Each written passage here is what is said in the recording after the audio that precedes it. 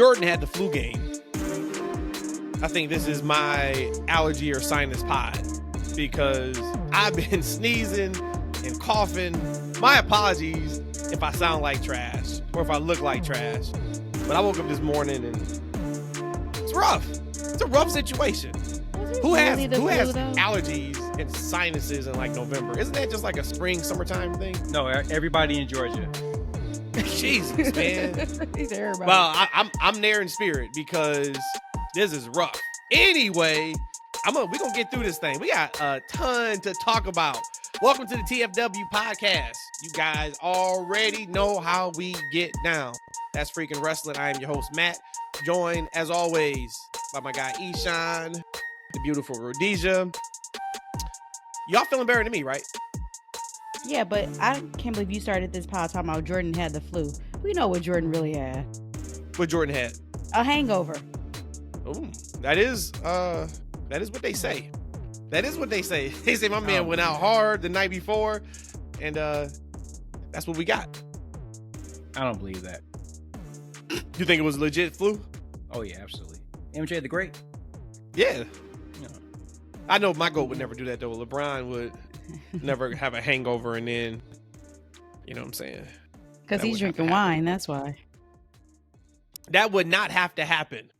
Bayley is going to have a hangover soon. And it's going to be by the ass kicking of the Damage CTRL. That's coming. I'm excited for it. But before we get to that, let's talk about what happened on Friday. I was giddy as a little schoolgirl. At what point? Last week, we brought it up that I felt like Asuka was going to get down with them. I didn't think it was going to be Friday. I didn't think it would be that quick. I thought it would be something like a turn at War Games, but we got it, and it is on and popping. I don't know if they keep the name or what, but let's start there because I thought that was a great way to end SmackDown. What y'all think about how they executed? I guess you could say the turn, but just the collective group of Damage CTRL as we see it right now. I really, really wish Dakota could actually go in a ring right now. But to the point that you made about Asuka turning as soon as last Friday, I know she needed to get us there to have enough women if they're going to do War Games on each side. But when she first turned and you was like, oh my gosh, she got the mist in her mouth before she even hit Bianca with it. All the juicies, all the Phillies, all of that was just like, let's go, let's do this. Super duper hype that we got Damage CTRL Volume 2. I guess you'll call it that. It could be V2. Yeah. They got to change the name, I hope, because that's not Damage CTRL, but whatever. You have been, I'm not going to say down on the women's division, but you have said you wanted more stories. You wanted more that you can sink your teeth into from a character perspective. Was this right up your alley? Yes, this is what I've been talking to you guys about. This is exactly what I've been talking about. A nice little story, some intrigue. I love it. I wasn't expecting things to kind of unfold the way they unfolded on Friday, but on SmackDown, we had a lot of things, get thrown at us. That was some great television, but this is one of them, man. I really, really enjoyed it. Did I fall asleep at the end of this show? Or was I just doing something else and I missed it? But I had to go back and watch it. But yeah, I loved it, man. I mean, this is just a great time to be a fan. I think we have some great television all week long. Well, so then if you think about just how far the women's division has come on SmackDown since Bianca's been back. You got a Bianca return, Kairi Sane return, Asuka Hill turn, a Damage CTRL implosion that's coming soon because the whole thing is, Bayley, this is what you wanted, right? And of course, it's not what Bayley wanted. I think probably what they're making it look like, hey, Bayley, look, all of these are sunshine and roses over here. Which it is on their end, but she knows she's got that ass whooping coming from Kairi. Kairi talking about, I forgive you. Bailey's like, no, I don't hug anymore. I don't do that. I thought that was excellent. I thought that was awesome. But I said yesterday, what I'm really intrigued about is how do they get Bayley to be the sympathetic baby face? Because she's not right now. No, because she can't be. So Is it that's the part that's gonna be fun to watch? Is how do they get to the point where when Damage Control does turn on her, the fans side with Bayley? I could definitely see. Again, Dakota's a little bit different, but I could definitely see them talking in their native tongue, and maybe in a gesture where Bayley's like, "What they talking about?" So I can kind of see a couple of weeks of them doing that, and then finally Bayley's like, "Oh, they about to set me up all the way." I could actually see how that plays out. So going back to the stories I've been talking about, like there's a lot of things you can kind of break down from like the little clips, things they've been doing. Like right when Kathy came out to interview the new Damage Control, I can't say Damage Control the way that Bianca Belair says it, because she says it not like it's country or anything, but it's just like she's Damage Control. Like it's just the way she says it. But she came out to interview the team, right? And she handed the mic kind of to Bayley, and then Dakota immediately took over. Like, hey, no, this is what you wanted, right? Like, and they're like, oh yeah, it's exactly what I wanted. Like, so is this like when I was like, oh, is this what she wanted? Like, did she know this was happening? Because it seemed like she didn't know this was happening, right? Like, it seems like she's blindsided by the new members, the situation. And Dakota seems like she's been in a loop the whole time. She's like the outside person coming in. So when you look at the scenes and the matches, you can kind of, from a fan perspective, we can kind of dissect and kind of like, oh, this is happening or this is not happening. So that's the kind of stuff that I really enjoy. I think it's going to be very interesting. But as you said, like, you know, Bayley seemed like she's kind of like kind of the kid that got caught with her hand in the cookie jar. Yeah. Like, right. Like, you know, she's like in the old shit moments. Like, all right. Yep. I got, you know, like something about to happen. Right. And it seems like from a story perspective, and this is when it's going to have to turn. I'm not sure how you're going to turn her back into that sympathetic character. And by the way, it looked like Bayley got some BBLs going on.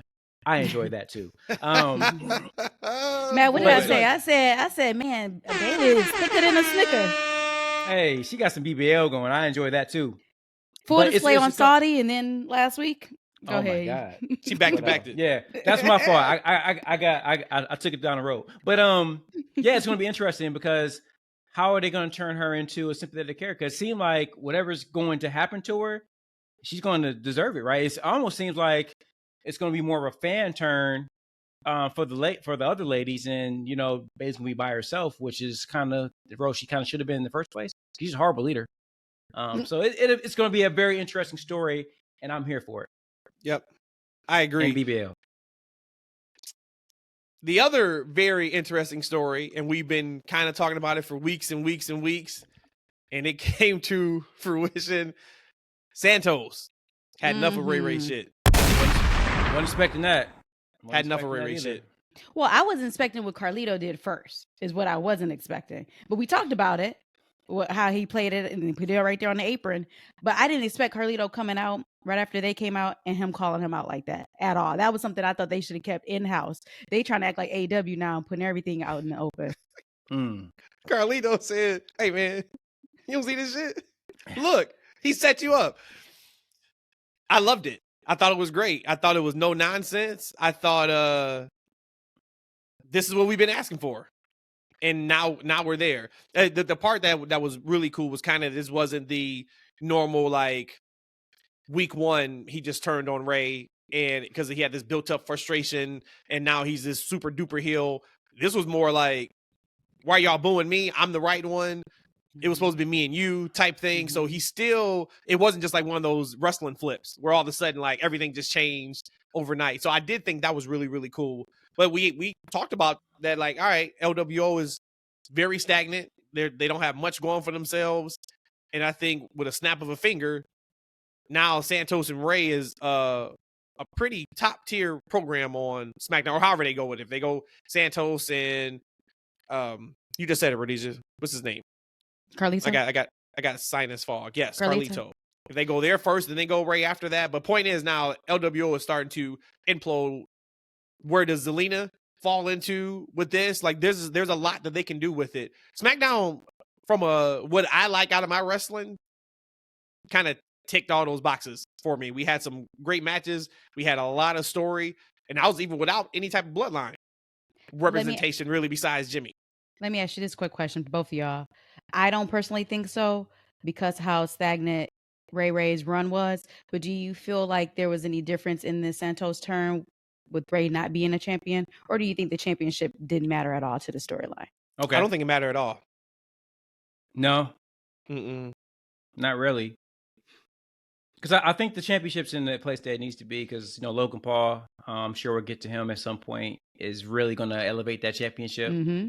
And I think the story would have been somehow with a championship match with Santos and Rey. And I think this is going to be the way they're kind of setting up is better for Santos because this is going to be a launching point for his heel career, right? It's a great story. I actually thought it kind of made sense in some ways because Carlito hasn't been around the team, like, right? He's Rey's boy from back in the day, right? So he just came out there like, man, look, this dude over here, he can see through snake. it. Like, yeah, he can see through like, it. Yeah. I have no allegiance to this man. Like, you called me. I was in Puerto Rico with the honeys, right? I got the message, halfway in. I had to pull out, right?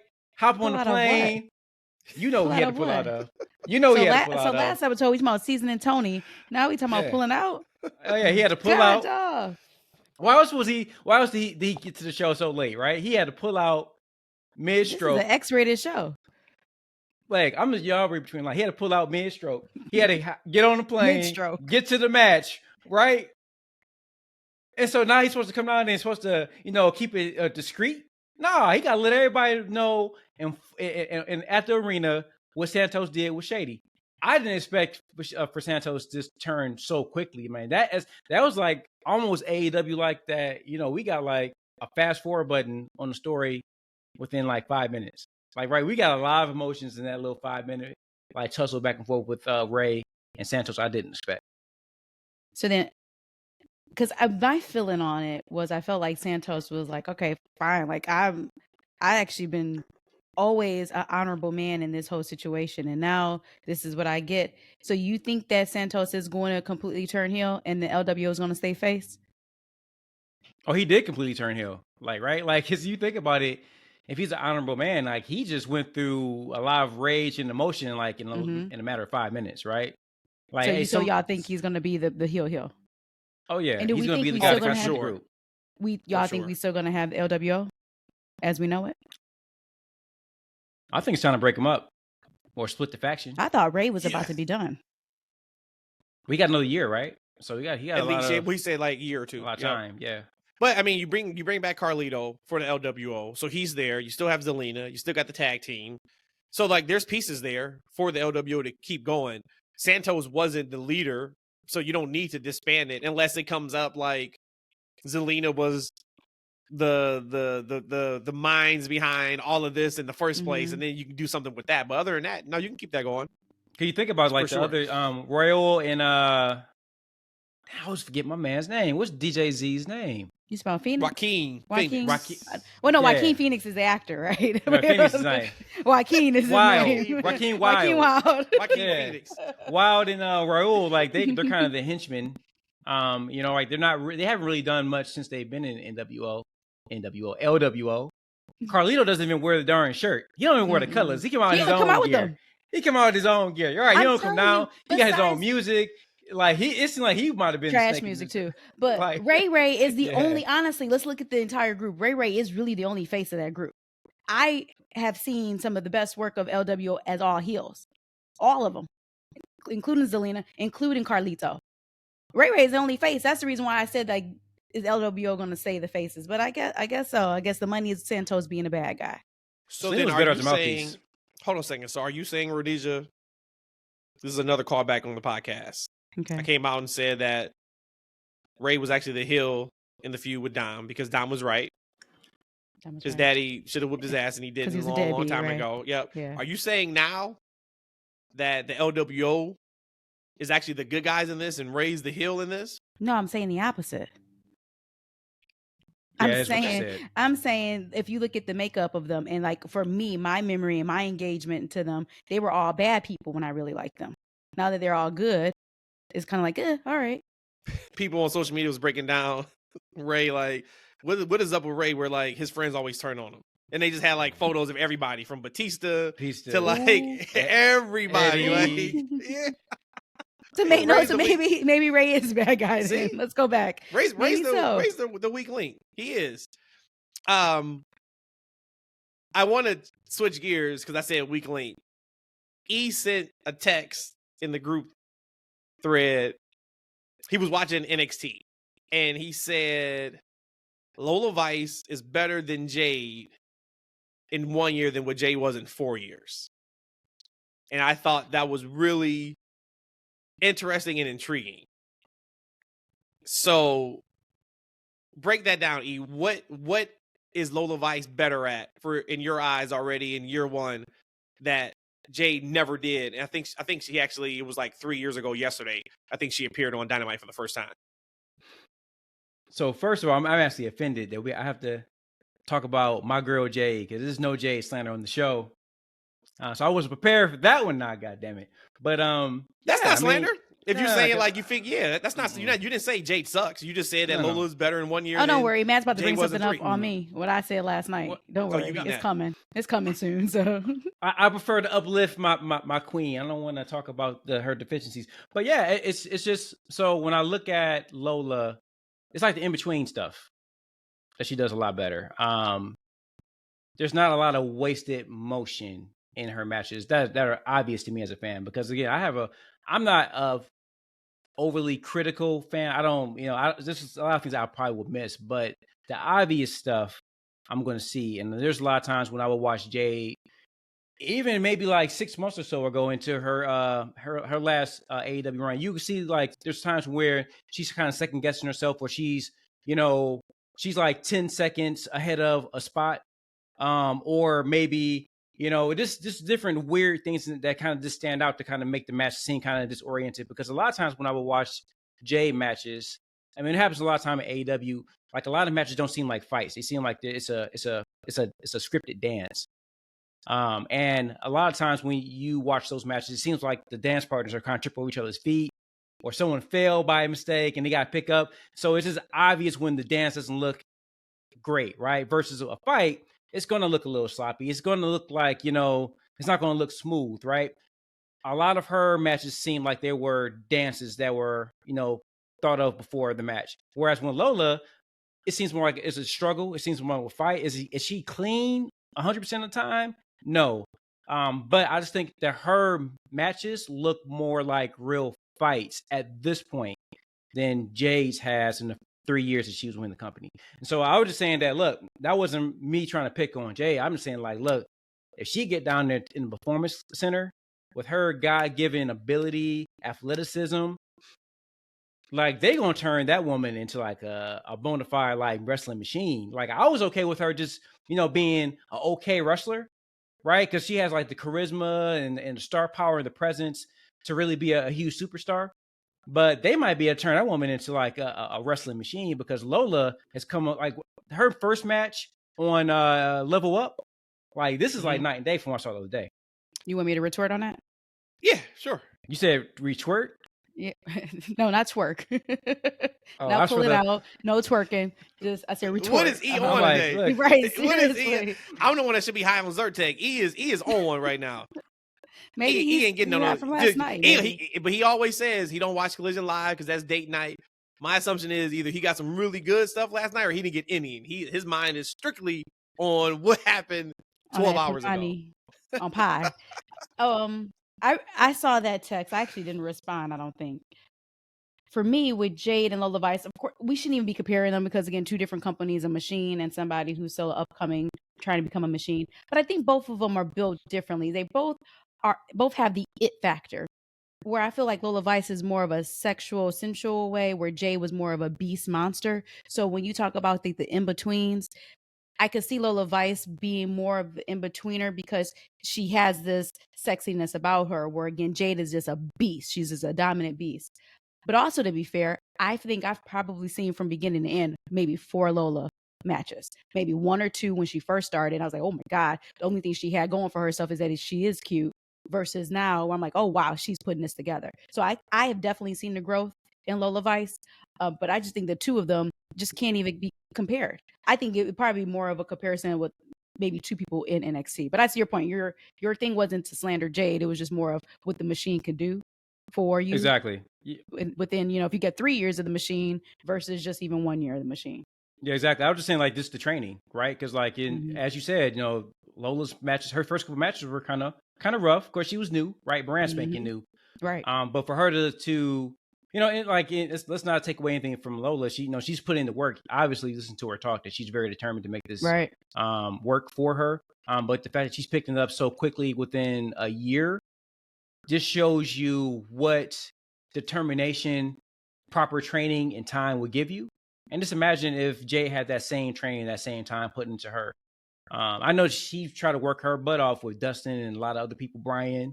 But I just think, like, being in the machine, because, like, they're pretty much like in school down there at the Performance Center. Like, right? Just imagine she's able to have that on-campus schooling. Well, I mean, and you're talking psychology is what you're talking about.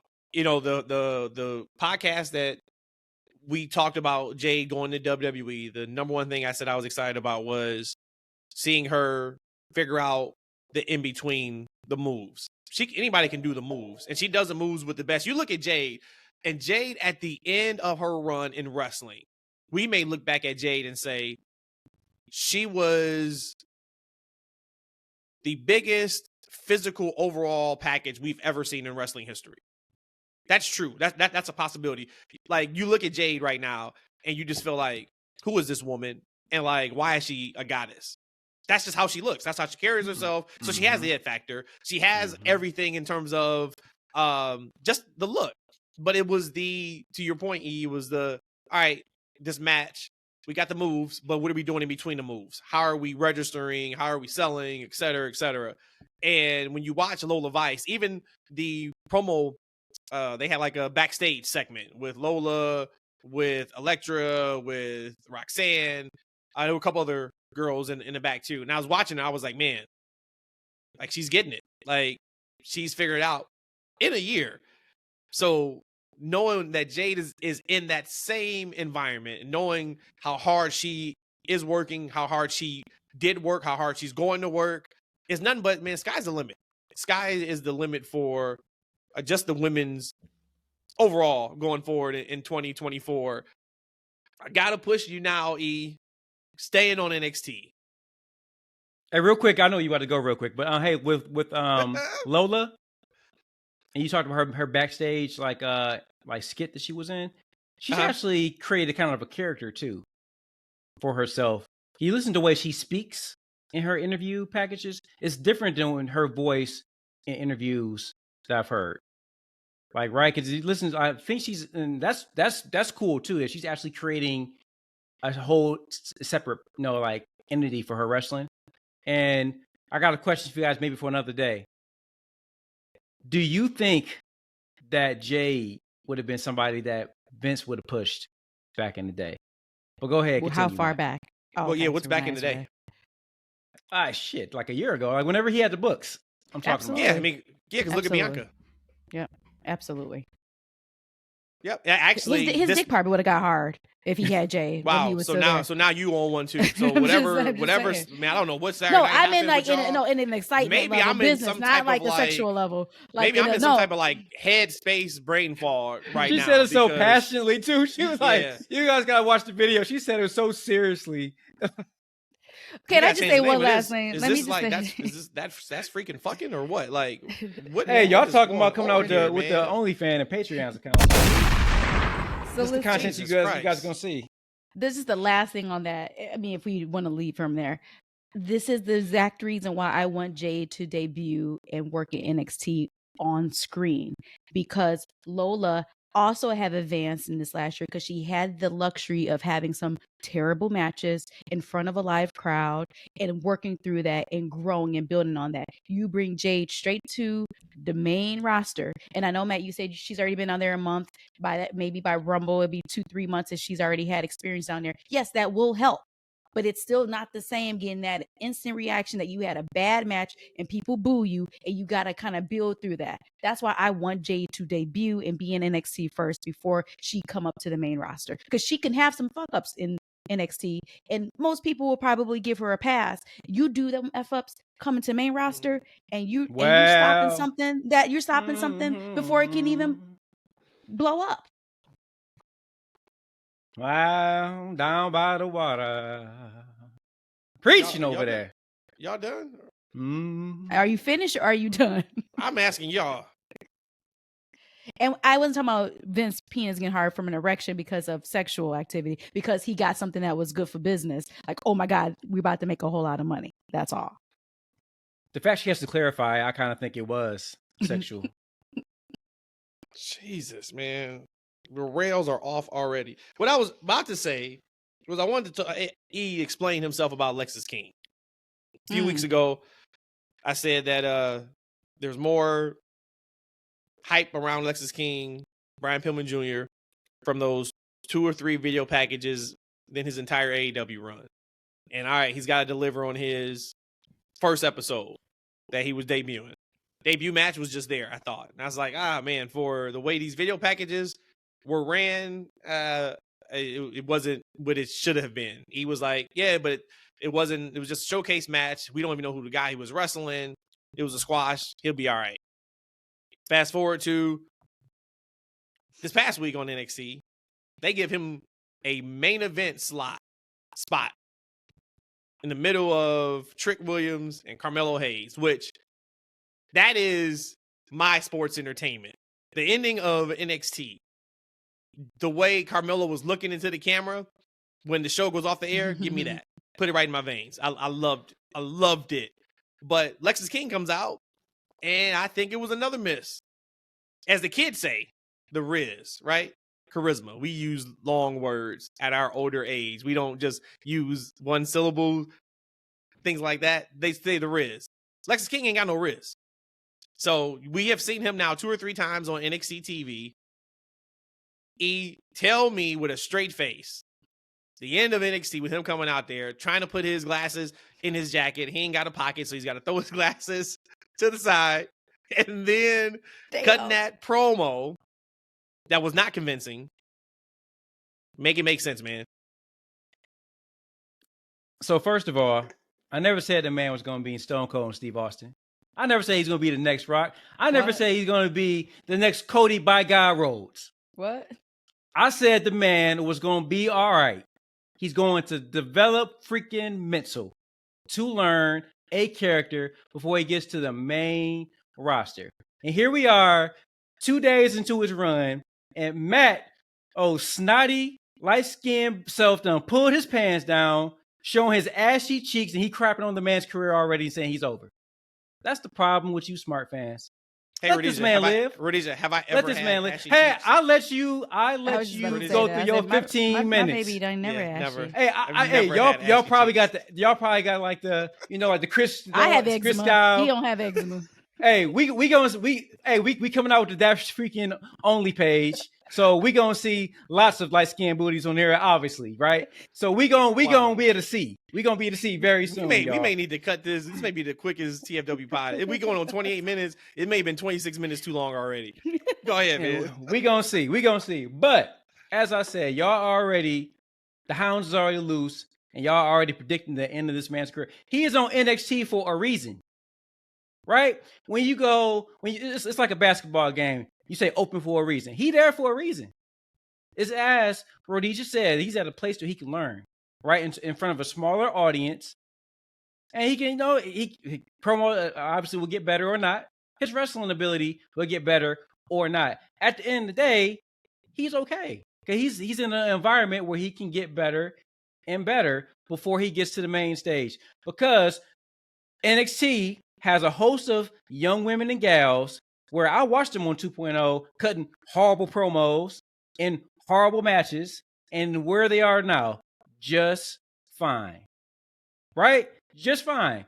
Give this man some time, right? Let him learn. The problem is that he has some great promo packages, and everyone's expectations of where he should be on developmental is way too high. All right. So yeah, he needs to learn the mechanics of his leather jacket before he comes out there. Right. I don't know who loaned. Maybe he forgot his jacket at home and that was somebody else's jacket. Right. And his jacket at the crib. Yeah. Maybe his jacket from the crib that he got from, Tony Khan has a pocket. You know what I'm saying? Oh, he's like, oh, my bad. This is, Shawn Michaels' jacket. And it ain't got no pocket. Whatever the case may be, give this man some time. Stop hating on this man's career and allow him to. Now, in 3 months from now, and 6 months from now, we want to talk about if he got it or not. That's another conversation. But let this man live.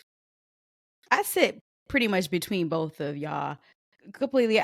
Whatever. Hey, he's in developmental. But I get also your point, Matt, that you have this such a grand build for him with all these amazing promo packages. And yeah, it's a bit of a letdown. Now, if I'd have saw him try to put them glasses where he thought he had pockets, I probably would have been done. I didn't see that. Like, I feel like I want to go back just to watch that. But he's a little bit of a letdown. But I'm giving again him that luxury. You're in developmental. Let's figure it out. This is where that's supposed to happen at. If it's going to happen, let it happen there in NXT. Let it happen here. Because if it happened on SmackDown, it happened on Raw. He's done. This would have hit. Whoop. I think E is showing a little bit of his now WWE NXT bias. If that would have been on AEW, now that's also true. That's also true too. Tore AEW a new asshole for that. So we can move on and we'll revisit this in 3 months. So we'll give them 90 No, because here's the difference. Here's if AEW Dynamite is their flagship show, so of course it's a different. Well, I'm talking about NXT develop freaking mental show. It's two different. It's not development anymore. When you sign on a major network like the CW for millions upon millions of dollars, they're not buying a developmental brand. They're buying a third brand. No, they're buying their developmental brand and putting it on CW. That's what they're doing. And AEW doesn't have a developmental. So that's also apples to oranges. I'm just saying a little bit of that biasness is coming through, which is fine. No, everybody's got their favorites. That's a little bit. That's a little bit of that smart fan bullshit. That's what that is. Yeah. Speaking of favorites, GOATs, John Cena. Have y'all thought about if he really retires? Like if this is it? He walked up that ramp like he was done, right? The way the finish of the match was, these video packages, and then of course on his Instagram, he's putting like these subliminal photos on where he's not now, but he was like all last week. And then I started thinking about it, like, okay, they started calling him the GOAT for no reason. We talked about that a few weeks ago. Like, where'd this come from? He comes back. I guess the end game was to elevate LA Knight as much as possible. In his last match, he puts over Solo Sikoa, which is, we know they have major plans for him. And I just thought about it, like, what if this was it? Like, what if we don't see Cena again? Do I think we'll see him again? Yes, but there's a chance that he's not. Movies, the actors are back now, so who knows when that looks like. If, say we're done with Cena. That was his last match against Solo at Crown Jewel. Do you look at him in any different way with the way his last run was, where he came back just to put over people? That was it. It wasn't about him at all. He didn't chase his 17th title reign. It wasn't nothing about that. He didn't even win a match. Well, I mean, I guess he did. It was a tag match, but it was all about just elevating everybody else. Does that change where maybe you would put him in your GOAT conversation of all time because of how his last run was? I probably shouldn't answer this because he is one of my GOATs. I've always been a John Cena girl. That makes me even feel more respect for him as a man and as a person, because like you said, he came back. I just knew in my life, and we might still get it in a couple years from now on the other side when he's over the hill. I just knew he was going to break Ric Flair's record. I knew it. And now to possibly think like, nah, he probably isn't, or he damn sure didn't try this go around here. Like, to me, as a man, I give him more props for that, because the business that he knows and loves of wrestling, of professional wrestling, he wanted to put over whomever and however he could. When he cut that passionate promo a few weeks ago, about a month ago now, maybe, that's when I kind of was feeling like, this is it. This is probably his early retirement speech. So for me, he's always going to be a GOAT. Just as a man now, he probably has a little bit more respect in my eyes because of what he did when he came back. I like to think that he will come back and actually have a proper retirement send-off or match. I don't, I feel like they would kind of advertise like that. I think this might be the end of like a long runs from John Cena, right? Like, and I know we had the strike, And so he had some time, and so he came and worked multiple programs. I think this is might be the end of him working programs. I think you might see him maybe do one officer here or there. But I like to see him do a proper send off because, he's still, youngish, right? We got 50-year-olds wrestling still in the company, So I kind of feel like he's gonna have another match. But I will say bravo to him, for his run for the past couple of years and him putting people over. Okay, you think about a lot of other wrestlers that have his pedigree, right? At his age, they're still coming in and they're putting mats on the. I mean, they're putting backs on the mat, right? So he's actually coming in there and actually doing the honor, trying to put people over. Most people are going to come in there, like even Undertaker, Rock, Stone Cold. These guys are coming in and they're actually doing the giving, trying to win. So kudos to him for, trying to get people over. But I would like to see maybe a last run from him. Yeah, I mean, I'm hoping that wasn't his last match. You guys know me. I love to know when it's somebody's last match. But if there was a way to go out, I mean, I don't know if there's more that he can do. It will be interesting now that we know Flair has signed a multi-year deal with AEW if plans change and now Cena miraculously gets that title of most reigns in wrestling history. True, but we still got the woo in the beginning of SmackDown. Yeah, I just knew they was gonna pull that. Yeah, I just knew they were gonna pull that. I say by I'm gonna say by January it's gone. I'm gonna say the woo was gone by January. I think that's the next time he's on AEW TV. I think he's scheduled for like a January episode, but we'll see. Maybe Triple H isn't as petty as Vince and WWE used to be. Yeah, I would say because Ric Flair is a Triple H guy. Yep. So I don't. Maybe he might keep it in there as to continue to honor his old mentor. Which would be cool. That would be cool. Got a question for you guys. I thought about this a couple days ago.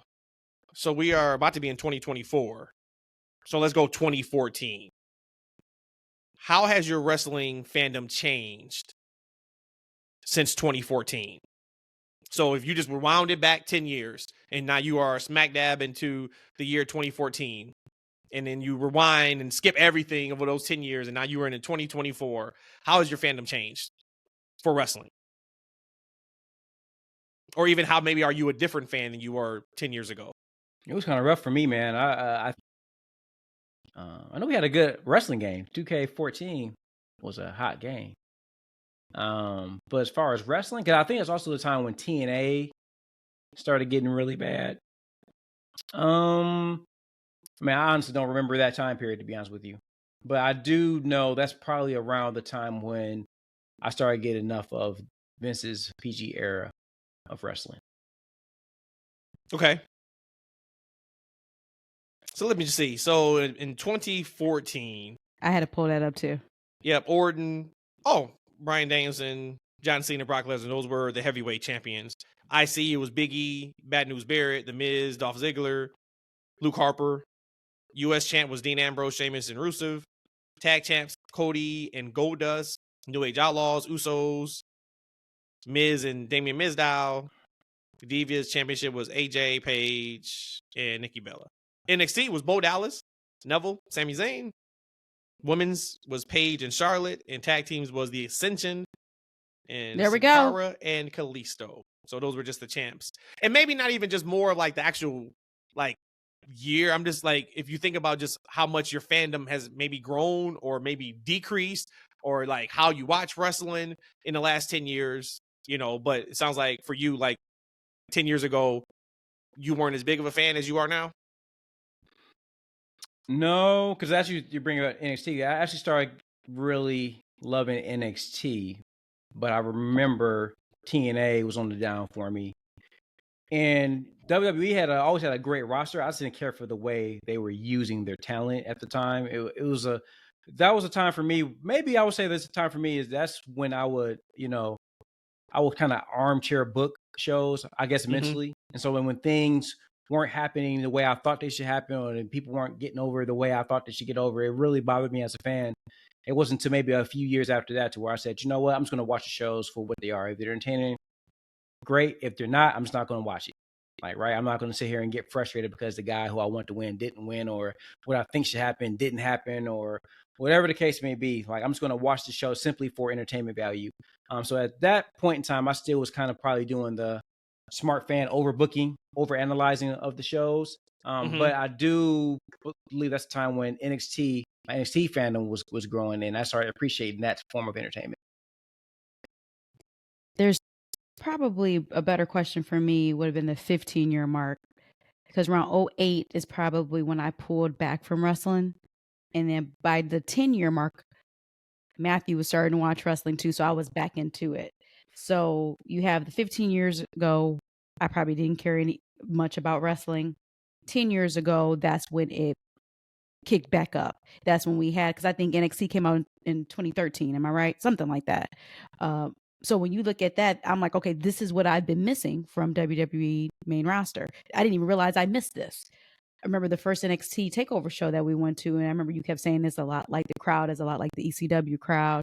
And I'm like, wow, this is something that I really, really, really enjoy. Kind of my first memories of how AEW shows were, or All In. I would say the first show was in. Since then, so I put like a flag in the ground 10 years ago to now, I've been introduced to independent wrestling. I've been to a lot of shows and meet and greets, and now I really feel like I understand not the inner workings of wrestling, but more of it feels more like in my blood. Where before I was just a fan, maybe a smart mark, some would say. But now, because I have gone to indie shows, I remember I had an enlightenment in wrestling. I told you it was the second time in New Orleans. So it was at 34, WrestleMania 34, 33, 34, something like that. And we had saw Trent, I think, at the WrestleCon show. Was it called WrestleCon show? The Super Show. Yep. The Super Show. And when I was like, wow, these people are out here selling t-shirts for $10, for $15, autographs for $10. And it was just like a light had flipped and the switch had flipped. Like, wow, they take wrestling super, super serious. You look at, I've been a WWE person, so I'm used to these access shows where I'm paying $80, or you paying $80 just for us to get a ticket to go to fan access. And you got these guys out here after they've wrestled a great match, asking for $10 for a photograph and an autograph. So for me, it was just like, wow, there's a whole nother level to this whole wrestling thing. So not to be super long and drawn out, I've seen my evolution of wrestling go from just a fan as a teenager in the late 90s to kind of falling away from it like most people do. Most people kind of grow up and leave wrestling as a fan. But then I came back mainly because Matthew too was excited about it. And then now seeing just like how much passion, like these wrestlers, I never felt the empathy of the wrestlers back when I was just brand new into wrestling. These guys, they would die in the ring. These guys and girls would die in the ring because they love it that much. So my fandom is, I can now say that I am a super fan of pro wrestling today, or maybe I thought I was before. I can definitely say it, I am now, because I truly appreciate what they do to their bodies every single day for my entertainment. I shared a video today on X. If you're not following us, follow us. That's FNW on Instagram, on Twitter, YouTube. That's Freakin Wrestling. And it was from 5 years ago today, actually. And it was when Bobby and Leo Rush were together, and Bobby was showing his ass. Like, literally, he would bend over and, like, spread his ass cheeks. And I just put, like, if anybody wants to know why Triple H head of creative is better than Vince, and they're exhibit A, B, and C. Like, what are we doing here? And I watched it, and I watched every minute of those shows because 5 years ago, that was really it for American wrestling television. Like, nowadays, if I see that on any show, I'm turning off and I'm not thinking about it again. Where before we were kind of like force fed. If you want to watch it, you got Impact or you got WWE. And that's it. Well, now, of course, we have AEW, we got, ROH, we got NJPW, which is so much. NXT, which is so much that we can watch. We don't have to succumb to ridiculous stuff like that. But I saw that, I was like, man, how far we've come. It's like incredible. I want to give a round of applause for AEW. And because they had a hell of a week, in my opinion, last week. It started with Dynamite. I didn't watch Rampage, but I heard Rampage is great. I heard it's been like really, really good. I didn't get a chance to watch it. Maybe I'll go back if I get some time, in the next week or so to watch it. I watched Collision. I thought Collision was a good show, but Dynamite by far is their A show, and I thought it was fantastic. Last night on Collision, they announced a tournament. Anybody who's familiar with the G1 in NJPW looks a lot like that. It sounds like it's set up for. So it's a round robin tournament, 12 wrestlers. The only one they've announced so far is Bryan Danielson. Starts in 2 weeks here in Chicago. The Dynamite show after Full Gear, which is Saturday. Actually, that's next week. Damn. Wow. Full Gear is this Saturday. Yeah. What was your guys' thoughts about the tournament? One, this is to me like one of those read the room, Tony Khan. This could have been your big announcement. Maybe it wasn't set up just 2 weeks ago, but when you came out and announced all in ticket on sale date, this to me is a bigger announcement than that is, because you're going to be able to run television for it and through it until your next pay-per-view, which it ends at the December 30th pay-per-view. So what's your guys' thoughts about the tournament? Big deal? No deal? The only thought I was like, you had this one-eyed dude talking about he gonna be in the tournament. That's all I could think about. When I was like, Brian, are we serious right now? So wrap my man in plastic. I said wrap my man in bubble wrap, because he ain't gonna make it, man. I hate to see him like this. Damn. So no thoughts from you. E, what you got? I actually enjoyed Dynamite a lot, but that wasn't something that kind of stood out to me, to be honest with you. I mean, they do a lot of tournaments. We get like a world title eliminator almost every couple of months. I mean, yeah, this I think this would be a little bit different. Yeah, the way they made the announcement on Collision, it felt like to me like this is going to be that big style. Like I said, like a G1 tournament. Like I am tired after this. Like we're going to get some incredible type matches. I saw somebody online say like, if this doesn't end with Bryan Danielson and Kenny Omega at the pay-per-view, like what are we even doing this for? I wouldn't be mad about that at all. Could be he said AEW's top stars. He didn't say the world's top stars, and Ospreay's not contracted AEW wrestler right now. They absolutely have 11 other world-class wrestlers that can make this tournament a major thing. And I do kind of like the Omega Bryan piece, because you don't get to that match again probably until Bryan retires. He said he's got like a year, and I don't see how you would get there in 2024. So this would be the perfect opportunity to do just put everybody in a showcase of, hey, we are the best wrestlers in the world. That's what they feel like. Show it in this tournament. So I am excited for that, because I think it gives TV for however long it's going to be, 4 or 5 weeks, a straight defined vision on where we're going, along with the MJF storyline and what that looks like for that December pay-per-view. So I'm here for it. I am here for it. That reset that you were talking about that they need to do. Could be. You brought it up. I love Dynamite. I thought for me, it was the perfect mix of awesome wrestling matches and video packages, promos to focus on furthering storylines. Of course, there's always going to be a couple quirky things that you're just like, why'd they do it like that? Or they shouldn't have done that. I saw a lot of discourse about why Samoa Joe beats Keith Lee and then relinquishes the ROH title. You could have just had Keith Lee beat him for the belt. Before I give my thoughts on that, give me your guys' thoughts on, should Keith Lee have beat Samoa Joe? And did you like Joe just saying like, hey, I'm giving this belt up. My eyes are on a bigger prize, and that's the AEW World Championship. That was like my only maybe complaint was, why did you just, I felt as if they buried Keith because of that. Because if Samoa's dropping it anyways, why wouldn't you just let Keith win? My thoughts on it, I'm just still confused and perplexed by it, because I don't understand why you buried him. Keith has been off of TV for a long time. He finally comes back on. This is like a second week or third week back. And he had an actual good match, a good positioning match, and then he loses. To me, I don't get it. So my thoughts on, I am like, what the fuck? I would hope on the other side of this that Keith is going to be the star that he probably should be. but I just don't know, because since he's been there, I've always felt like he's just that one little nudge, that one little push over for him to be the superstar that I think he can be, but it never happens. Hey, is it GIF or is it GIF? It's both. It's both. GIF, because GIF is the peanut butter, so it's a GIF. Yeah, it's I GIF, say right? GIF. I thought it was Gaif. Could it be Gaif? No, it's not. No, It's I googled I asked how you enunciate the word, but I forgot what it said. Well, let's go with GIF. Y'all remember that GIF, popular GIF? It's like black men in Africa. They dressed up. They got the crowns. They got the casket over their shoulder, and they dancing, holding the casket. Yeah, you know what I'm talking yeah. about? Like Yeah. that's Keith Lee in that casket. Like they just dancing in the parade, and everybody's happy. They got big old Keith Lee in the casket. That's what they doing to that man. They burying that man because, and you know what? And rightfully so, man. Because he came back, with that big old Don't do black that. man Don't do that. coming back Don't in do that wizard that. cape and hood. You know what I'm saying? Because he was at home on injured reserve playing, a Harry Potter game just like the rest of us. But I ain't going to work. Gray hair.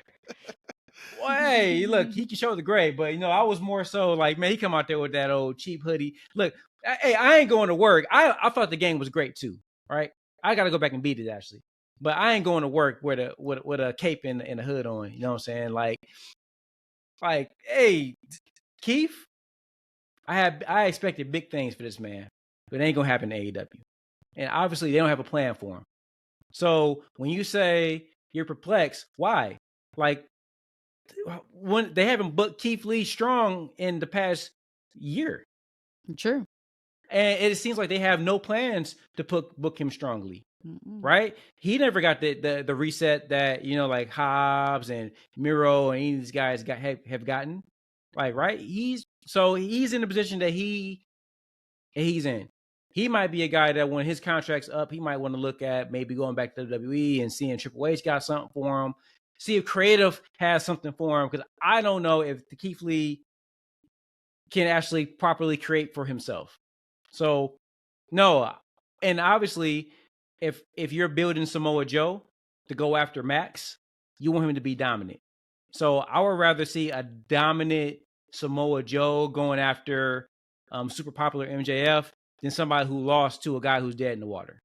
I get that, but I can get not losing the title and then still trying to go after MJF, because you're right, that wouldn't make sense. So you lost your ROH championship, but you feel like you have the right to go after the AEW heavyweight championship, but you relinquished it. Could then we had a better story to tell to relinquish it, or to maybe not even wrestle Keith Lee last night or back on, was it Collision Dynamite? How about you just didn't even have a match and you just come out and you relinquish it? To me, that's my thing. Like, why would you relinquish it on him unless Keith just got, as what did you always say, the scuttle booty buddy, whatever? They don't like him. Maybe there's something going on with they gonna bury him intentionally. I don't think that. I mean, he was on Collision 2 weeks ago. He had a high profile match with Joe, and the match was great. So it wasn't like a squash. If it was a squash, we could have that conversation. There's no momentum behind him. I looked at it.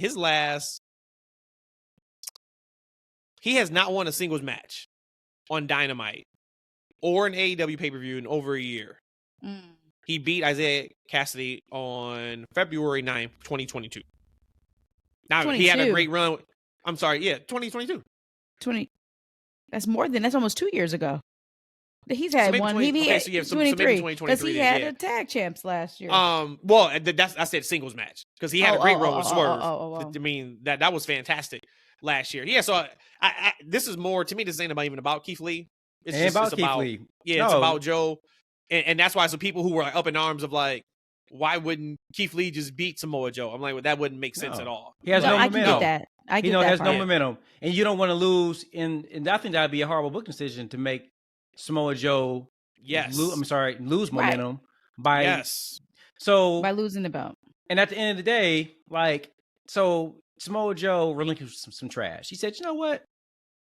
I don't want this trash belt no more, man. I'm going full attention towards the AEW championship. And there you go. And to me, that's the other part of it, though. Like, let's not act like this belt is so prestigious right now in current iteration of ROH.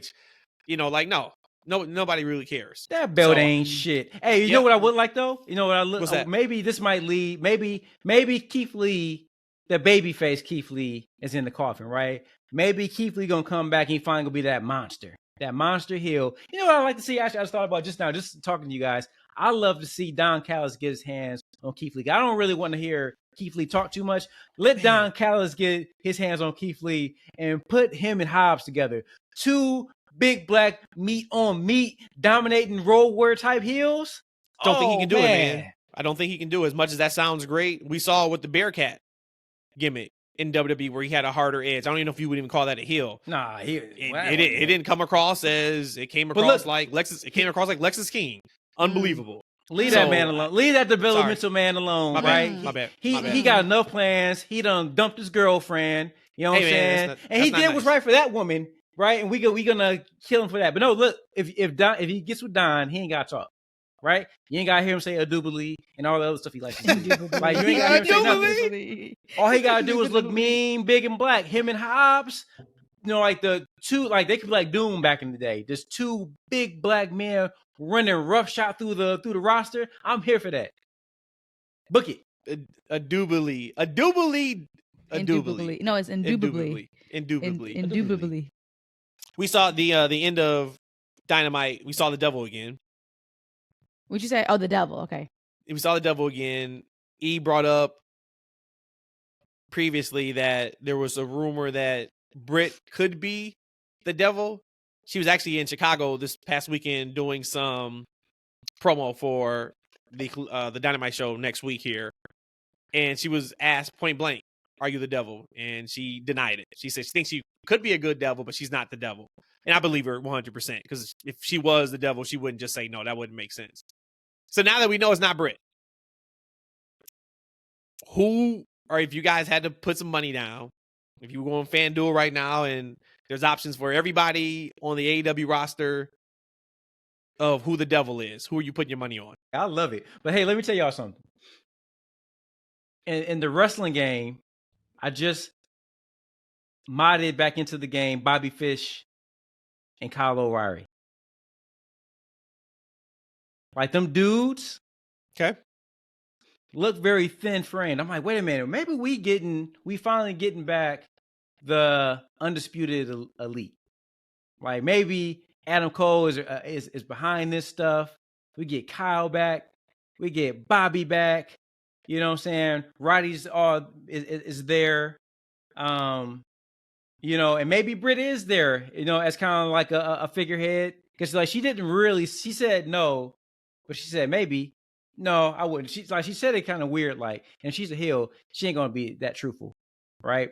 So I think maybe we get, like, maybe the Undisputed Elite is back, and they going after MJF.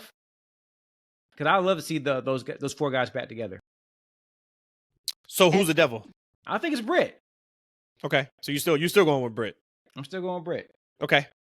If they're not trying to pull an okie doke on me like they did with Sin Cara, you had the regular size Sin Cara, and then you come back as this big heavyweight Sin Cara. Yeah, you go from that boy was bigger than Bobby Lashley. You go 205 he was bigger than Brock Lesnar. Heavyweight. Thomas said he 199 pounds. He was 268 pounds, beating up guys legit in the back in the locker room. Man, that's crazy. So if the devil is the profile that I'm seeing, it came to me and I was like, gotta be Kyle. But then it led me to think, is that too big of a position for Kyle to come back in? And I'm like, probably so. But then I'm like, you look at Next Strong, you like Roderick, he's in a pretty prominent role too. So if I had to pick somebody, and we know that it's not MJF himself, I don't necessarily think it's Roderick Strong. I'm going to have to, I was thinking that it was Adam too, but let's just go with something different. Let me go with Kyle. She's going Kyle O'Reilly. So E is going Britt. You're going Kyle O'Reilly. Timestamp this. I'm going to put this out on socials. I guarantee I know who it is. To me, they kind of showed their hand a little bit. Not in a bad way. It is great. Well, I'm going to take my headphones off. I don't want to be spoiled. Okay, we'll take your headphones off. All right. Tell me when to put it back on. Okay, cool. I'm leaving her out. I'm going to tell her, like, I never said it. So she's going to be standing there looking like this. If you guys are watching the YouTube, you see her face. She's just sitting there without, has no idea what I'm saying, no headphones on. I should just like wrap the show. And then she's just still sitting here looking like this on Wednesday's pod. I heard that with no headphones on. Oh, damn it. It's Adam Cole. Adam Cole 100%. And it makes the most sense for it to be Cole in the first place. But now what they're starting to do is give us physical clues that it's Adam Cole. The first time the beatdown was in person, Adam Cole was in the building. And it looked like Adam Cole. Yeah, when they first panned away from it. Yeah. I think that was the first time. If I'm not mistaken. I could be wrong. But he was there. The timing may not make sense, but he was there.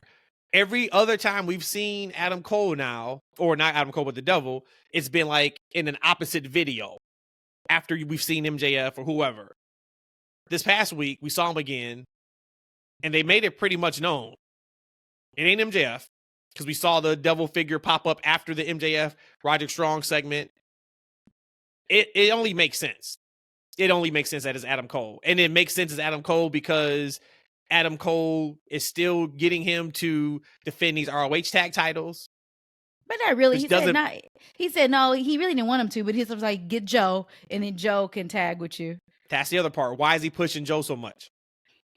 Joe's a heel. Why is he pushing Joe so much to be his tag partner? He needs some help. But this is I think we're on a similar page, Matt, because I feel like this is kind of like Scream 1. Yeah. Where you thought it was like just one. It wasn't just one. It was like two people. And that's why I say I think it's Adam and Britt. Yeah, it can't be Kyle. Kyle is not a big enough reveal. I think that would go over like a fart in church. And that's why I thought too. Like it's too big of a position for Kyle. Yep. Now bring Kyle back for sure. Once the reveal happens and Adam needs some backup. Oh my God, yes, absolutely bring the Undisputed Era back together. Maybe not. Hey, let me ask y'all a question. Have y'all ever farted in church before? I'm sure I have. Yeah, and I fell in church. I'm sure I have. Farted you and fell in church? Farted and fell in church. That time might have been both. Let the church say amen. The fall would have been funny. That's a whole different thing. Hey, what was the reation to the congregation of the past guys? They cracked up. It was during communion too. They cracked up. You disrupt the service? Yeah, we were getting the communion. We was up. The bells were chiming. No, mine was loud. That's funny. So I think it's that, and I'm here for it. And now it's just a matter of, can you do the reveal in enough time? Once again, we believe that the ankle was broken. They said it was like jacked up. We'll see like when he can stand and walk without. I guess you could do something with the wheelchair, and somehow you think it's Roddy, and then you know what I'm saying. You could probably play off that. But yeah, I think it's Cole now, and I think we'll be able to go back, and they're gonna be able to just kind of like just show us like a video package or pinpoint everything from like All In to whenever they show the reveal. Now all the dots make sense. Everything that's been connected, it's like damn, all of it makes sense. Something that I thought was cool at first. I had an issue with it, and then I had to sit back and say, all right, let me think this through. And that was Mariah May's AEW debut.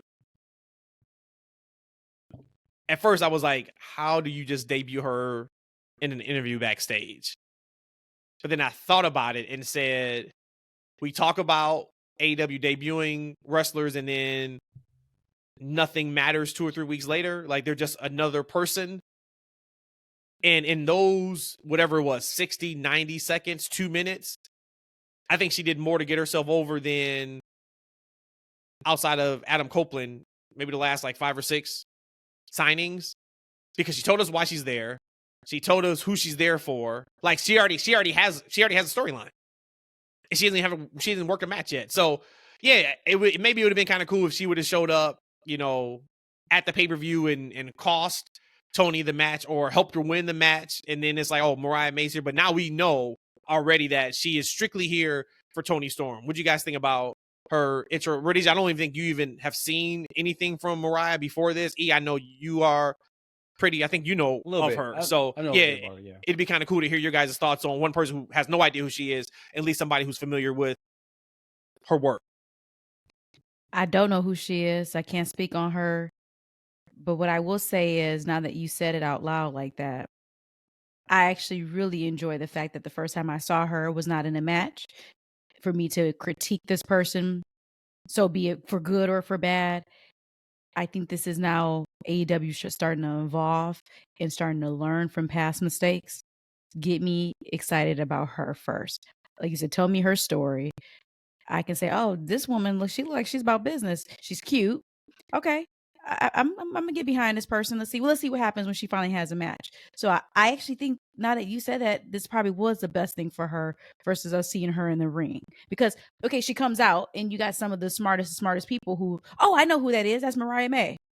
But you get somebody like me who I even saw pictures of her because y'all talked about her a few episodes ago. I still didn't realize that was her until they said it. And of course, it made sense that this is her new signing. But if you just had a picture of her, you said, what's her name? I don't know. So for me, it would have fallen flat for me if she would have just debuted too.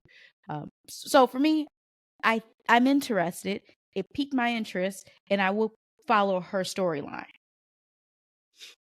Yeah, I saw this little booty online about like that, like how can you debut somebody like that? I mean, I thought it was fine because it was because obviously we had heard there was some booty online about that she's going to join the Tony Storm stuff, about how we're going to get there. So this kind of took us down, started to take us down that road of how she's going to kind of get intertwined with that character. And I think it's better than just putting her out there in a match. Like, right? It's better than, even doing like a video showcase of her career. If she's going to be going down the character role with Tony Storm, then what she did in the past doesn't really matter, because we're going to see a different version of her on AEW TV. So I thought this was fine. It was really quick. It got a pretty girl on TV, and she did kind of a mission statement. Like, she did in kind of sort of, right? But we learned that she's a Tony Storm fangirl, right? And potentially stalker. Potentially, boy. Right? So now we know that she said, hey, I'm following the path of Tony Storm's career. Now I'm where she is. I want to meet her. We're going to meet her in the near future. Boom, there it is. So for me, it was totally fine because we don't know what this girl's about just yet. We don't know what her character's going to be. I felt like it's just fine. Yep. And she's going against Tony, so you kind of got to meet her there. So if Tony is really telling the story outside of the ring, you got to meet her with it there too with it, because you can't really go in the ring with her, and because Tony already has something else going on. I actually really, now more and more I think about this, I think that was the perfect way to debut her. Yeah, because if you now after that, and who knows what type of promo she'll do or what she'll do on Wednesday show, because Full Gear is Saturday. If she shows up during that match, you already have a base of, okay, she is a Tony Storm fan. So whatever she does costs her the belt, helps her win. You already have that preconceived notion of who she is, opposed to her just showing up, and then you kind of don't get that story. Absolutely. And staying with Tony Storm, I thought her and Sheeta had a nice little segment. I thought it was great. I thought both with Luther and her as her butler in the back. Yeah, he kind of did. He kind of didn't do anything but stand there, which is fine. Look, he doesn't need to do too much. But I thought that was great. I think Sheeta looked great too. Like, that was like one of her better, like, talking like segments. Yes. Like, right. She's just confused. She don't get it. She's just like, I don't understand you. Let's have this match so I can get this over and keep it moving. Which I'm looking forward to that match. I really am looking forward to that match. I'm looking forward to this pay-per-view. It's already, like I said, it's Saturday. When we do the pod on Wednesday, we would not have seen Dynamite yet. So we're not going to see the final hype for this show. Where you guys at right now on interest level for Full Gear from 1 to 10? I'm probably at about, I know the show's going to be great. If we weren't going to Survivor Series, I said this last night, I think if I was just watching both of them at home on television, I think Full Gear is probably going to be the better wrestling show, which isn't surprising. I mean, all the AEW pay-per-views have been great. But I'm probably at like a 6 right now in interest level. They'll probably get me to a 8.5 come showtime on Saturday. Which Friday, we're getting I just saw this last night. Rampage and 2 hours of Collision on Friday, and that's going head-to-head against SmackDown because Full Gear is on Saturday, so there is no Collision on Saturday. So we're getting a head-to-head on Friday, which ratings won't be pretty. for that. But we got a ton of wrestling to watch on Friday and then heading to Saturday. But what's your guys' excitement level or interest level for Full Gear right now? I wrote a note that we're entering the go home week for Full Gear.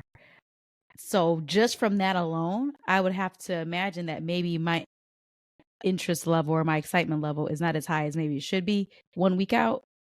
So right now I'm probably at a 5. I'm still looking forward to it hugely. The people that you've already announced on the card. I said last episode, shit, like this is incredible. But just right now, getting excited for it, I'm probably about a 5. I think my hope is that by the time we get through, I guess now this Collision 2 hours on Friday, that hopefully I'll get to that 8.5, 9 that I think I would be at. I mean, after Dynamite, and the little promo exchange we had with Shida and Tony, I'm definitely interested in that match. They sold me on that one. And of course, I want to see my man Swerve and Hangman. But outside of those, did you see they added now it's a Texas Death Match? Interesting. No, I didn't see that. Yep. Yeah, Hangman cut a hell of a promo on Collision, which it needs to have some type of stipulation. You can't bring it to my house and give my baby free merch, and then we don't take this to hell and back. So yep, it's a Texas Death Match. That was the one missing on that storyline, is that ain't no way like a man's gonna break into my house, those a shirt in a crib with a newborn, right? That's one of them no-nos. You don't put loose clothing in a baby's crib, right? Like he could have, you know what I'm saying? So like he could have hurt the baby, number one, and it's just like a wrestling thing. Like the next week, like no, there's something more at stake now. There's something much more at stake, but I don't feel like Hangman really took it there. But I'm definitely interested in the match. I think it's gonna be a good one. You don't think so? The way he put him through the table, I thought he almost tried to commit murder. No, Swerve should have been eliminated in life. But that was like 2 weeks later, though. This is like 2 weeks later. Yeah, the next day he needed to find where Swerve was at, and he needed to be eliminated. I mean, I love Swerve, so I'm glad he didn't. But no, you don't do that. That was just bad storytelling. You know what we should have saw? We should have saw like before, like when the show started, or maybe this happened before the show, like a feed with them running to the back because Hangman's trying to get at Swerve. They're in the parking lot. This is on site. What I'm saying? It's on site now, right? Like like we got to a whole match, like right. And right. We got to a whole match before it hit the fan, and at the end he's going through a table. Nah, it would have been more than a table. I'd have had a bat. I would have had. You would have been. No, you're right. You're right, sure. and I think that's still just a part of AEW that we want to see more of, and it's like leading up to those moments because we shouldn't. There's probably somebody out there who may have even forgot what Swerve did in that house because they didn't remind us, but that could have been for sure a thing where you see Paige pulling up right in his truck, and maybe he didn't even touch Swerve for another hour. But point is, oh my God, Paige is here. What is he going to do if he catches Swerve? And you see security, getting together, tell him, look, we got to try to keep these guys apart.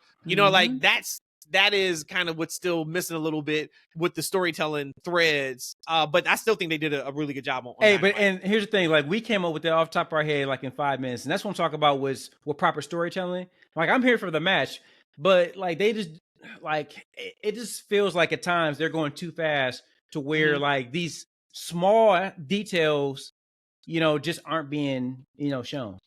Because it's because we know, because like that's good stuff. Like what we saw with Swerve, right? That was great. Make it last long.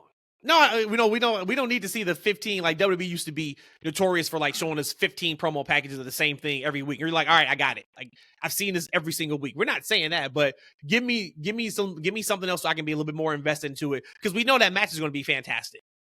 Like the first one was great. Now that we know, like, all right, this is Texas Death Match, so there's gonna be no rules. We know the violence and the physicality is gonna be off the charts. Just get us more amp to get to that point. Adam is just too good of a guy. That's all it is. That's why Swerve is still alive. That's why, not that Adam, the other Adam. Paige. I mean, I told y'all when he saved my life that time, right? Okay, enough. All right. Enough. Wow. So I guess the last thing then, E, on your Tony Storm piece. So you got Tony beating Shida, and we'll do our full preview and predictions on Wednesday. But is that what you think is best for business? I do, and it's a shame, man. we should have got this Sheeta maybe a couple weeks ago. I would have cared more about her reign. Because I think that she came off more like a champion in that little minute clip. I love her verbiage. I keep going back to I love her verbiage. She was like, yeah, same shit gonna happen at the pay-per-view too. I'm gonna beat your ass again. Like just the way she just came across. But I think it might be, a good thing to, get a reign with Toni Storm as champion, because they definitely have the spotlight on her. And I think it'd be very interesting to see her as a champion, as in this character, with her butler, her potential new sidekick storyline they got going on. Because I don't think that, well, I mean, she probably could lose, because I don't think she needs the championship to be entertaining, because she's just super entertaining right now, right? But I'm kind of talking myself out of it as I'm talking to you guys, because if they keep going down this road with Sheeta, like, it could be interesting, because like I don't think they have a lot of interest in women's division outside of Toni Storm right now. And like they can continue to have Toni do her own thing, kind of like the Tonyverse stuff. And then Sheeta can have the championship matches with whoever, but I don't know who she would face. And especially with the Mariah May piece, because now if you bring Mariah May in, that whole thing, you don't need a title for that. No, right? Like depending on like how they go with that. But speaking of Mariah May and Sheeta and Toni Storm, let's go. You know who had a better week than all three of them combined? Yep. Rhodesia, I know you know. Any idea? House always wins. Julia effing Hart. Holy hell. I was so impressed this past week with her. It started on Dynamite with that match with Red Velvet, where I thought it was incredible. I did. I thought everything she did in the ring was incredible. I thought just how she she has figured it out, and she has it now. And I think they need to, if they didn't have a plan of it, they need to hot shot that TNT title on her, or TBS title, excuse me, on her come pay-per-view. The House of Black cut a quick promo on Collision where they said, all right, look, we coming for the tag titles, and Julia, she's coming for the TBS championship. Have that happen at Full Gear. Have them leave with those two belts. But she's got it. She looked great in that match with Red Velvet. Then she followed it up with a match with Willow on Collision. That was really strong. I'm just proud of her. I think she's 22 years old. 22. And she's young. Man, like just the fundamentals of how she worked that match. And that's and Red Velvet is pretty good too, but that's like her first match in a while on Dynamite, I think, or Collision. She came back from injury. Yeah. And man, it was incredible. Like it was great. I couldn't, I mean, I won't keep repeating myself, but I loved it. I thought she did fantastic. I've been tooting this horn that I want Willow to get the TBS championship. And even watching her go against Julia on Collision, I still felt Willow was the leader of the dance, I should say, with Julia. But this hype around her, what she has organically made, she being Julia, I think Willow might be a little bit more bulletproof right now. And just, well, one, Julia has the match. Give that title to Julia. I think Willow will be just fine, even though I really wanted Willow to get it because how much work she's put in this year. But give it to Julia. Strike while the iron's hot and leave Full Gear. You got the Black Kings, whatever they call themselves, and Julia holding all that gold. I like that. I don't know their name. Black Kings? Is it Black King? What is it exactly? Kings of the Black. It's the House of Black. No. The two of them, Malachi and Brody, call themselves some kings. It's the Black Kings. The Knights of the Black Throne. But I thought it was some kings in there somewhere. The Knights of the. We had to look it up. I know what you're talking about. But yeah, Julia is phenomenal. She's really great. Mm-hmm. I think she's getting like the little character nuances stuff too, which I like. Mm-hmm. She's really taking that little taker role that she kind of created. I think the House of Black, I need to see more House of Black. I would love to see her at a prominent role within the women's division. I would love to see Brody and Buddy, go after the tag titles. and I'd love to see Malachi Black go after one of the single titles. I think that would be great. I think that's a faction that should truly be dominating. I would love to see that. But when I look at the women's stuff, right? 'Cause I think Willow is great. Julia is great. They're trying to do something with Sky Blue, and I have one critique of Sky Blue. I'm a big fan of hers. I think she's Rhodesia's really got a lot. girl. So yeah, I'm about to lay out. Actually, I'm about to mute right now because this is what Rhodesia made a comment of that she thought I was going to bring up, but your segue was perfect. I know you have no idea that Rhodesia thinks that Sky Blue is trash right now, but she doesn't want to say that. But yeah, I'm gonna go ahead and mute up. You guys have fun. She didn't move. Well, so let me do my two things. I think that they should go ahead and combine those women titles. I don't think they have enough TV time and overall depth in their singles division to have 2 championships. I think we'd be better off just combining those titles. Because like I can see those same women vying for the women's championship. Like, right? Because I just don't think they have enough depth to have 2 strong singles women's title and make them both seem important. Combine those things. Going back to Sky Blue. So she obviously is getting much better in the ring. For me, I think there's a disconnect with her characters. Because a lot of times over the years, you will see her in interviews, and you kind of see her looking off to somebody like that's off camera as she's making, her comments, like she's looking for like approval or like in like a cue. It just seems that sometimes that she's kind of in that, right, I can't believe I'm a wrestler phase. Like, right, like she's having an out of body experience a little bit. That she's still more of a fan than a professional at times. I just don't think that she connects to her character as she should, right? I don't know where this character is going right now, but I hope that she really plays into it and she really gets into it and really connects to that character versus her playing a character. I think that she's still, and this sounds bad, I don't want to say this about anybody, and I don't know the woman, I don't want to disrespect her, I think she's a great wrestler, but I feel like she's still kind of playing wrestler. She's still playing. I feel like, oftentimes, I pride myself for being an actor back in the day, a real bad actor, but there was definitely a difference when you see someone actually playing the character, right, and actually being a character, right? Like she's just showing up to the high school musical and she's reading her lines, right, and she's happy to be part of the musical, right, but she doesn't really believe in the character just yet, and that's what I see from her. So I'm hoping whatever she's doing now, she can truly get into it and she can really express her character. What you got, Rhodesia? Everything you said. Next. Oh. No. I'm gonna be critical here. And the reason why I didn't want to bring this up, and again, Matt's being a snitch, putting my business out here like this. Lord. I don't know what I would do. So, people complain. Usually I've always said, even at work, if you have a complaint, then give me a resolution. I don't really have a resolution, so that's why I didn't feel like it was even worth me bringing it up on the show. But everything that you said is it. I personally feel in the last 2 years, 3 years, however long she's been here, her growth has completely stunted. Like this whole new gimmick that she has, she's supposed to be a bad girl. I give her the first time that she debuted it, she was kind of like quirky about it, but that probably is maybe a storytelling of them trying to go from good to bad. But now that she's supposed to be bad, there's nothing about it that's believable. She has the same move set, like to the point where her cadence of her moves are the exact same in every match that I watch her in. And that's when her being a good girl and a bad girl.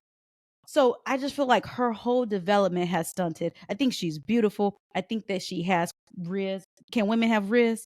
Or is that just a guy thing? Absolutely, women can have riz. Okay, so she has the riz, all of that. And this is not a critique about her as a wrestler, but just her as a character. I don't believe in her. I think it's actually pretty bad. Like, I don't understand where any of this is going.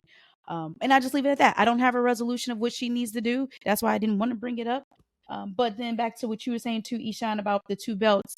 I think that then the burden has to be on AEW to make enough women important, because you have 3 shows. You have Dynamite, Rampage, Collision. You need at least 2 women titles. That's a fact. You need that. You just got to get better at building the women's division so that the TNT or TBS championship and the world championship means something for the women.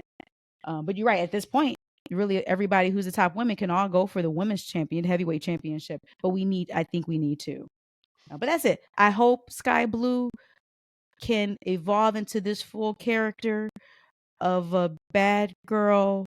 Maybe she can get some help from the veterans and producers to make it more believable. Again, a part of her being a fan versus a wrestler, I kind of still like that because I can like feel empathy for that, and I like that. But like you said, there comes a certain point where you are here. You've been here now for some time. Own your shit and represent. She needs to find out who she is. She needs to find who she is and whatever character she plays, and then be that.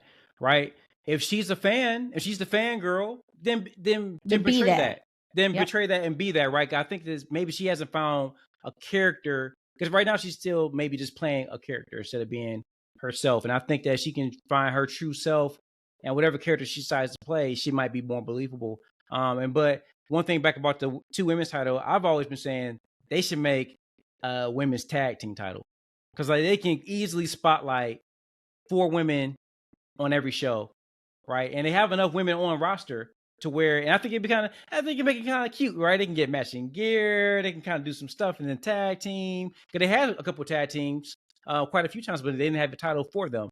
So you can have the single wrestlers going after the one title, and then you got 4 women or more, all vying for a tag team title. And Tony loves him some tournaments. That's why we talked about like the G1 AEW tournament. Like the one thing that made a New Japan special, or even WWE back in the day, the King of the Ring tournament, right? Like you only saw tournaments like once or twice a year, right? The G1, that's their big tournament they do like once or twice a year. I think it's once a year, right? AEW, we get them every damn month. So, but we can get another tag team title tournament for the women. That would be awesome. But yeah, Sky Blue, just find out who you are and portray it on TV. We'll believe in you. I'm ready for it. One final retort on that. So you being AEW would have even a harder time if you remove one of the women's singles championship and do a tag team championship. I like it. I do think that there should be at least 2 championships to go after, whether it's 2 solos or 2 singles and 1 single and 1 tag team. You got to build even more women though to get a tag team division going. So I think it's easier for them just to attack the 2 single championships. But no, not necessarily. You think about it, they do a lot of multi-women matches anyway, so now you can at least have those matches mean something. And then we'll get a lot of the feelings that we got in WWE where you just put these people together. These not even legit tag teams. You just put them together and it feels different. It doesn't even feel right. But for Sky Blue, I will say there's been a couple of things she'll do, the in-betweeners, where she'll make a different face. So yes, her actual in-the-ring storytelling, it is getting a little bit more edgier, a little bit more mean, but the move sets to me are the same. And I need to see a whole different person than that same cadence of moves that she will do. Well, also Rhodesia, she hasn't fully turned yet. She hasn't played her hand on which side. She's still siding with Willow, so that story hasn't fully been told yet, right? We don't know. You can just see her physically, changing, right? The way she's her body language is changing. But until her character fully turns, where then we can start talking about her ring work. But for me, I think it's just the character stuff. Last thing, Cody Rhodes. You may have seen this. I don't think you saw Rhodesia. Before this weekend, give me your guess on how many matches he's had in WWE this year. Before this weekend. Is it Dean Moxley level? It's high. Oh, so he's the new Dean Moxley. For matches or appearances? Matches. What week are we in? We're like in week 40 right now, ish, maybe 45. Let's say 45 matches. Okay. Whatever Dean Moxley was doing, that's what he's doing. That's what I'm guessing. Who is Dean Moxley? Oh, damn. Dean Ambrose. My bad. I combined them. I meant Dean. The first Dean Ambrose. I was like, all right. Yeah, I meant Dean Ambrose. You were talking about 2K14 earlier. I was like, is that somebody he made in his 2K14 game and is creeping back in the pot? I messed up Dean Ambrose, I meant. So what's your guess? I don't know what Dean, if it was something stupid. It was like he did hundreds of matches in a year or something like that. He did Hogan matches? 300, yeah. Was it 75? He was working that year. He was working. So it is the most in WWE. He is absolutely the workhorse. He has had, before this weekend, 89 matches this year. Oh, so it's not Dean Moxley, Dean Ambrose level. Then again, I don't even know who the hell this Dean Mockley guy is. You know who he But is. it sounds like he's hell of a worker. Opportunities though. 89. House shows. Think about it. Oh, if he's house working shows, dark there we go, matches, house and shows. house There we go, shows. yep, He's yep, working yep, dark got matches that. on Raw and or SmackDown. Yep. He's making them towns. He is making them towns. So he's putting that work in before he gets that strap next April. You can't eat For chips sure. while we still recording though. I would say, well, he's like, eating come on. chips. I guess he thought he put in a great performance so he could eat on the job. So we are going to head out right now. Leave it to a black person to want to eat on the job. You're fired. Thank you guys for listening. We will talk to you in a couple days. Peace.